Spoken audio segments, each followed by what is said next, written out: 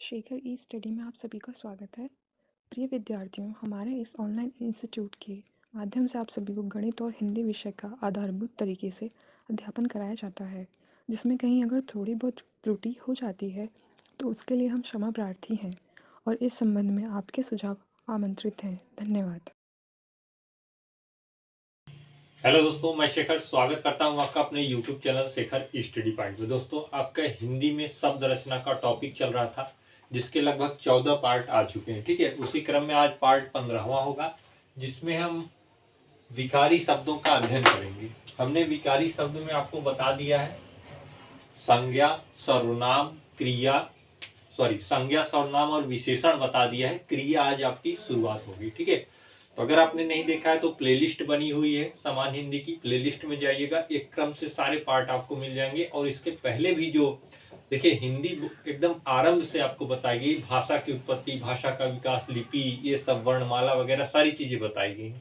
आप अवश्य देखिएगा, प्लेलिस्ट में जाइएगा, वहां आपको मिल जाएंगे। ठीक है, आपका ये शब्द रचना चल रहा था, इसका ये चौथा पार्ट था, रूप, विकार या बनावट के आधार पर विकारी और अविकारी शब्द, जिसमें विकारी शब्द की हम चर्चा कर रहे थे। विशेषण इसके जस्ट पहले आपका समाप्त हो चुका है। अब आपका लास्ट है क्रिया। विकारी शब्द को हमने विभाजित किया था 4 प्रकार से: संज्ञा, सर्वनाम, क्रिया, विशेषण।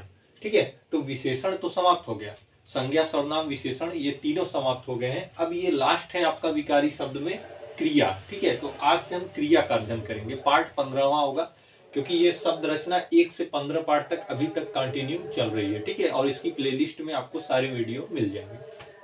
देखिएगा, क्रिया शब्द, क्रिया शब्द जो होता है वह क्रि धातु से मिलकर बना होता है। ठीक है, या आप जिसे कह सकते हैं क्रि जो है मूल धातु है। क्रिया शब्द क्रि में मूल धातु में ईया प्रत्यय लगा होता है। मतलब ये क्रिया जो शब्द आप देख रहे हैं, इसमें देखिए क्रि है मूल धातु के रूप में, और इसमें ईया प्रत्यय लगा हुआ है। ठीक है, कौन सा प्रत्यय लगा है? ईया। तो क्रि धन ईया मिलके क्या हो जाता है? क्रिया। ठीक है, तो जब भी मान लीजिए, आपको जानकारी के लिए जानना ये जरूरी है, हालांकि ये पूछा नहीं जाता आपके एग्जाम में क्रिया में, हाँ पूछा भी जा सकता है, ये एग्जामिनर के ऊपर है। ठीक है, देखिए क्रिया शब्द में क्रि मूल धातु के रूप में है और इसमें ईया प्रत्यय लगा है। ठीक है, तो क्रिया शब्द क्रि धातु में ईया प्रत्यय से मिलकर बना है, मैंने आपके लिए लिख दिया है। अच्छा, इस शब्द क्रिया का कार्य क्या होता है? यह जो भी वाक्य होता है उसमें अगर क्रिया है तो वह उस वाक्य में कुछ करना या होना प्रतीत होगा आपको। ठीक है, अगर किसी वाक्य में क्रिया का प्रयोग हुआ है तो उस वाक्य में कुछ करने की चीजें होंगी या कुछ घटित होने की चीजें होंगी। जैसे आप नीचे समझिएगा, पहले आप क्रिया शब्द का अपने शब्द को विभाजित करके मैंने बता दिया। आप क्रिया की डिफिनेशन आप देखिएगा, जिस पद द्वारा वाक्य में कुछ करने या होने का बोध होता है उसे क्रिया कहते हैं। मतलब क्रिया जो जहां भी क्रिया पद यूज होगा, अगर उस वाक्य में कुछ करने या होने का बोध होगा, ठीक है, तो वहां पे क्रिया शब्द आपको जरूर मिलेगा। जैसे आप उदाहरणों के माध्यम समझिएगा, विकास चलता है, ये क्या है? एक पूरा वाक्य है, विकास चलता है, पूर्ण विराम लगा हुआ है। तो विकास चलता है, इसमें देखिए चलता, ये क्या है? ये क्रिया है। और यही शब्द यह बता रहा है कि इस वाक्य में कुछ हो रहा है। क्या हो रहा है? कि विकास चल रहा है, यही घटित हो रहा है कि विकास चल रहा है। तो यह चलता क्या हुआ? क्रिया हुआ। ठीक है, तो जिस पद द्वारा वाक्य में कुछ करने या होने का बोध होता है उसे क्रिया कहते हैं। तो इसके द्वारा वाक्य में क्या बोध हो रहा है? कि विकास क्या कर रहा है? चल रहा है। तो चलना क्या हुआ? क्रिया हो गई। ठीक है, अभिनव खाना खाता है। अब देखिएगा, अभिनव खाना खाता है, अब ये खाता क्या है भाई? खाता का मतलब कोई कार्य कर रहा है। तो ये शब्द, ये जो पद आया है, ये वाक्य में यह बता रहा है कि अभिनव क्या कर रहा है? अभिनव खाना खा रहा है। मतलब ये खाता क्या है? खाता, खाना, ये क्या है? क्रिया है। तो जिस पद द्वारा वाक्य में कुछ करने या होने का बोध होता है, तो इस पद से क्या होता है? इस वाक्य में किसका बोध हो रहा है? खाना खाने का बोध हो रहा है। तो अभिनव शब्द क्या, अभिनव क्या कर रहा है? अभिनव खाना खा रहा है। तो ये खाना क्या है? क्रिया है। ठीक है, तो इसे इन दोनों उदाहरणों को आप लिख लीजिएगा, जहां आप ये डिफिनेशन लिखेंगे, जिस पद द्वारा वाक्य में कुछ करने या होने का बोध होता है उसे क्रिया कहते हैं, उसके नीचे ये दोनों आप उदाहरणों को भी लिख लीजिएगा। ठीक है, ताकि आपको स्पष्ट से समझ में आए। देखिएगा, क्रिया के प्रकार भी होते हैं, क्रिया के भेद भी हम आपको बताएंगे। देखिए, क्रिया 2 प्रकार की होती है, एक होती है मूल क्रिया और एक होती है यौगिक क्रिया। ठीक है, हालांकि यहाँ से प्रश्न कभी कभी आपको मिलेंगे कि मूल क्रिया क्या है इसमें और यौगिक के कोई पद या वाक्य दे देगा आपको, उसमें किसी शब्द के इंडिकेट करके पूछ देगा कि इसमें मूल क्रिया कौन सी है या इसमें कौन सी क्रिया है, तो आप कहेंगे मूल क्रिया है या यौगिक क्रिया है, जो भी होगी उस अनुसार आप उत्तर देंगे। तो क्रिया शब्द से आप परिचित हो गए, क्रिया की परिभाषा जान गए, क्रिया का वाक्य में कैसे प्रयोग होता है ये भी जान गए। ठीक है, अब देखिएगा क्रिया के प्रकार की बात करेंगे तो क्रिया दो प्रकार की होती है। कौन कौन सी मैंने बताया, एक मूल क्रिया होती है और एक यौगिक क्रिया होती है। मूल क्रिया और यौगिक क्रिया ये क्रिया के प्रकार हैं दोनों। ठीक है, अब देखिए मूल क्रिया क्या होती है और यौगिक क्रिया क्या होती है। मूल क्रिया क्या होती है, जिसमें प्रत्यय नहीं जुड़ा रहता वह क्या होती है, मूल क्रिया होती है। मतलब मूल क्रिया वह होगी जिसमें प्रत्यय नहीं जुड़ा होगा। जैसे अगर मैं इस इया को हटा दूं, जैसे क्रिया है, अगर मैं इस इया प्रत्यय को हटा दूं तो क्या होगा, केवल क्री बचेगा। यही क्या क्री क्या है, मूल धातु है या मूल रूप से क्रिया का है। लेकिन जब इसमें इया जोड़ देते हैं तो अभी देखिए योग हो गया, जब ये योग हो जाता है तो यौगिक क्रिया कहलाएगी। ठीक है, तो पहले आप देखेंगे मूल क्रिया जिसमें प्रत्यय नहीं जुड़ा रहता, मतलब केवल और केवल क्री की बात हो रही है। ठीक है, इसमें प्रत्यय अगर न जोड़े तो केवल क्री, या क्री क्या है, मूल क्रिया है। जैसे आप उदाहरण देखिएगा, चल, अगर चल, उठ, बैठ, खा, पी, सो, अगर इसी का आगे हम लिख दें क्री, क्या है, धातु है, ये मूल धातु है। आप इसे मूल क्रिया का फॉर्मेट भी कह सकते हैं, जिसमें प्रत्यय नहीं जुड़ा है, इनमें प्रत्यय नहीं जुड़ा है। अगर इसी में हम या प्रत्यय जोड़ देते हैं तो ये क्या हो जाता है, क्रिया हो जाता है, तो योग हो गया, इसलिए यौगिक में आ जाती है। लेकिन अगर प्रत्यय नहीं जुड़ा है तो मूल शब्द में आएगी, मूल क्रिया में आएगी। ठीक है, तो आप लिख लीजिएगा मूल क्रिया के नीचे जिसमें प्रत्यय नहीं जुड़ा रहता वह मूल क्रियाएं होती हैं। जैसे चल, उठ, बैठ, खा, पी, सो, ये सब क्या है, मूल क्रियाएं। ठीक है, अब दूसरा है आपका यौगिक क्रिया। यौगिक क्रिया क्या होती है, जस्ट अभी भी मैंने डिफाइन किया इसका, जिसमें प्रत्यय जुड़ा रहता है। मतलब अब क्री में हम प्रत्यय इया जोड़ दिए, अब ये पूरा क्या हो गया, यौगिक क्रिया हो गई। ठीक है, तो अगर आपसे पूछा जाए क्रिया में अगर इसका विच्छेद करते हैं तो कौन सी क्रिया आपको आएगी, क्योंकि इसमें प्रत्यय लगा हुआ है इसलिए यह पूरी क्या है, यौगिक क्रिया है। अगर इया नहीं लिखा रहता तो ये मूल क्रिया होती, केवल क्री अगर लिखा होता तो मूल क्रिया होती। ठीक है, तो यौगिक क्रिया जिसमें प्रत्यय जुड़ा रहता है। जैसे देखिएगा इसी में देखिए चल है ना, ये क्या है, मूल क्रिया है, लेकिन यहाँ पे देखिए चल के आगे ना जुड़ गया है, चल के आगे ना जुड़ गया है तो चलना हो गया। यही मूल क्रिया यहाँ थी चल, लेकिन यहाँ पे चलना हो गई, मतलब ना प्रत्यय जुड़ गया तो चलना क्या हो गई, यौगिक क्रिया हो गई। उठ, देखिए यहाँ पे क्या है, उठ है, लेकिन यहाँ पे देखिए उठ के बाद ना जुड़ गया, उठना मतलब प्रत्यय जुड़ गया। यहाँ का है जिसमें प्रत्यय जुड़ा रहता है, तो उठ तो मूल क्रिया थी लेकिन ना प्रत्यय जुड़ गया, मिल गया उठना। उठना क्या है, यौगिक क्रिया का उदाहरण है। खाना, खा क्या है, मूल क्रिया है लेकिन ना जुड़ गया प्रत्यय, खाना, खाना क्या है, यौगिक क्रिया का उदाहरण है।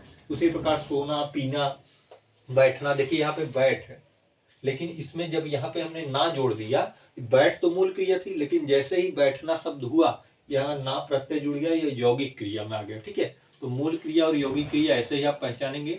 जहाँ मूल रूप से धातु होती है मूल क्रिया होती है, जहाँ पे प्रत्यय जुड़ जाता है वहां पे यौगिक क्रिया हो जाती है। ठीक है, यही पहचान है इसकी, जिसमें प्रत्यय जुड़ा रहता है यौगिक क्रिया आएगा, जिसमें प्रत्यय नहीं जुड़ा रहता है वह मूल क्रिया आएगा। ठीक है, तो ये क्रिया हो गया, क्रिया शब्द आपने देख लिया, क्रिया की परिभाषा देख ली, क्रिया का वाक्य में कैसे आप पहचान करेंगे वो देख लिया, और कौन सी क्रिया है, मूल है यौगिक है, ये भी आपने देख लिया। ठीक है, अब आइए देखते हैं क्रिया के भेद। क्रिया के 3 भेद भी होते हैं, उन्हें एक एक करके देख लेते हैं। देखिएगा क्रिया के अगर भेद की बात करेंगे तो यह 3 प्रकार से विभाजित होकर आपको देखना है। ठीक है, क्रिया के 3 भेदों को आपको पढ़ना है। अब इसमें भी बहुत सारे उपभेद होते हैं। ठीक है, अब एक एक करके जब आप पढ़ेंगे तो सारे उपभेदों को भी देखते जाएंगे। जैसे आप अक्सर जब आप प्रैक्टिस सेट सॉल्व करते हैं तो आपको ऐसी क्रिया मिल जाती है, सकर्मक अकर्मक क्रिया बताइए, तो आपके मन में ये सब क्वेश्चन आता होगा कि इनकी उत्पत्ति किस तरीके की हुई है, कैसे हुई है। तो क्रिया के ही भेद से ही सकर्मक अकर्मक आए हैं। उसमें दूसरा है जो आपका रचना और कर्म के आधार पर, उसी के पार्ट है सकर्मक अकर्मक। ठीक है, तो आप अपने कॉपी पे नोट कैसे करेंगे, क्रिया के भेद, क्रिया के 3 भेद हैं, उत्पत्ति या रचना के आधार पर, संरचना या कर्म के आधार पर, प्रयोग के आधार पर। ठीक है, उत्पत्ति या संरचना के आधार पर, रचना एवं कर्म के आधार पर और प्रयोग के आधार पर, 3 प्रकार से भेद आपको पढ़ना है। अब आप उत्पत्ति और संरचना के आधार पर जो क्रिया के भेद पढ़ेंगे वो मूल और यौगिक होगा, जिसे मैं अभी अभी आपको बताया हूँ। मूल और यौगिक क्रिया वही क्या है, उत्पत्ति और संरचना के आधार पर विभाजन है। रचना या कर्म के आधार पर, रचना या कर्म के आधार पर दो प्रकार से है, सकर्मक और अकर्मक। सकर्मक और अकर्मक। प्रयोग के आधार पर अनुकरणात्मक और कृदंत। ठीक है, प्रयोग के आधार पर क्या है, अनुकरणात्मक और कृदंत। तो एक एक करके आपको देखना होगा क्रिया के भेद को, यहां से ही आपके प्रश्न बनते हैं। उत्पत्ति संरचना के आधार पर मूल और यौगिक क्रिया, रचना कर्म, अकर्मक सकर्मक, प्रयोग के आधार पर अनुकरणात्मक और कृदंत क्रिया। तो आइए पहला शुरुआत करते हैं उत्पत्ति या रचना के आधार पर क्रिया के भेद। देखिएगा, पहला है उत्पत्ति या रचना के आधार पर। ठीक है, उत्पत्ति या रचना के आधार पर दो प्रकार से विभाजित है, मूल क्रिया और यौगिक क्रिया, जिसे मैंने अभी अभी आपको चर्चाएं की है क्रिया के प्रकार में। ठीक है, तो मूल क्रिया क्या होती है, मैंने आपको बताया, जिसमें प्रत्यय नहीं जुड़ा होता है, मूल रूप से होता है, मूल धातु के रूप में मूल क्रिया होती है। और यौगिक क्रिया क्या होती है, जिसमें प्रत्यय जुड़ा होता है। ठीक है, तो मूल क्रिया और यौगिक क्रिया आप जानते ही हैं। आपको जो महत्वपूर्ण है वो इसका विभाजन पढ़ना है यौगिक क्रिया का। यौगिक क्रिया को तीन प्रकार से विभाजित किया गया है, प्रेरणार्थक, संयुक्त और नाम धातु। प्रेरणार्थक क्रिया, संयुक्त क्रिया और नाम धातु क्रिया। प्रेरणार्थक क्रिया क्या होती है, प्रेरणार्थक में दो प्रकार से विभाजन आपको पढ़ना है, प्रथम प्रेरणार्थक, द्वितीय प्रेरणार्थक। संयुक्त क्रिया को पूर्वकालिक और तात्कालिक रूप में आपको पढ़ना है। मतलब ये जो आप पूरा ग्राफ देख रहे हैं, ठीक है, इस ग्राफ को आपको देखना है एक एक करके। मूल और यौगिक क्रिया को हमने परिभाषित कर दिया है। शुरुआत होगी आपकी प्रेरणार्थक क्रिया, फिर आप देखेंगे संयुक्त और नाम धातु।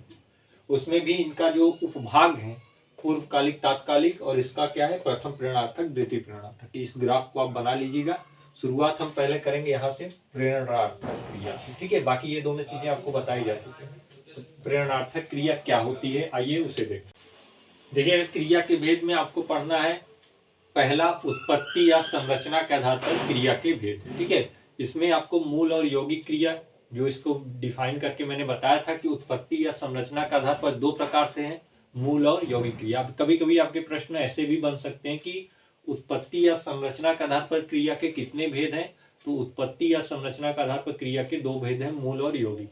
अब यौगिक क्रिया में आप पढ़ेंगे पहला प्रेरणार्थक क्रिया। ठीक है, प्रेरणार्थक क्रिया, संयुक्त क्रिया और नाम धातु क्रिया इसी के भाग हैं यौगिक क्रिया के। तो पहला आप देखेंगे प्रेरणार्थक क्रिया, जो अभी भी मैंने आपको ग्राफ में बताया है। प्रेरणार्थक क्रिया होती क्या है, कर्ता जब स्वयं कार्य न करके किसी दूसरे से उस कार्य को करवाता है, तो वहां पे प्रेरणार्थक क्रिया होती है। मतलब वाक्य में जो कर्ता होगा वह स्वयं कार्य नहीं करेगा, बल्कि वह कार्य किसी और से करवाएगा, तो वहां पे जो क्रिया होगी वो प्रेरणार्थक क्रिया होगी। आप परिभाषा देखिएगा, कर्ता जब स्वयं कार्य न करके किसी दूसरे से कार्य करवाने के लिए प्रेरित करता है, तो वहां पे प्रेरणार्थक क्रिया होती है। ठीक है, मतलब स्वयं कार्य नहीं करेगा, किसी अन्य से कार्य करवाने के लिए प्रेरित करेगा, वहां पे प्रेरणार्थक क्रिया होती है। जैसे आप इन उदाहरणों को देखिएगा। पहला उदाहरण है, मोहन हलवाई से मिठाई बनवाता है। मतलब मोहन किससे बनवा रहा है, हलवाई से मिठाई बनवा रहा है। मोहन यहाँ पे स्वयं नहीं इन्वॉल्व है, मोहन स्वयं नहीं बना रहा है, यह हलवाई से मिठाई बनवाता है। मतलब यहाँ पे क्या है, कर्ता जब स्वयं कार्य न करके, मतलब ये स्वयं कार्य नहीं कर रहा है, कर्ता यही है मोहन, लेकिन ये स्वयं कार्य न करके किसी और से कार्य करवाने के लिए प्रेरित करता है, मतलब इससे हलवाई से मिठाई बनवाता है। तो यहाँ पे क्या कौन सी क्रिया होगी, प्रेरणार्थक क्रिया होगी।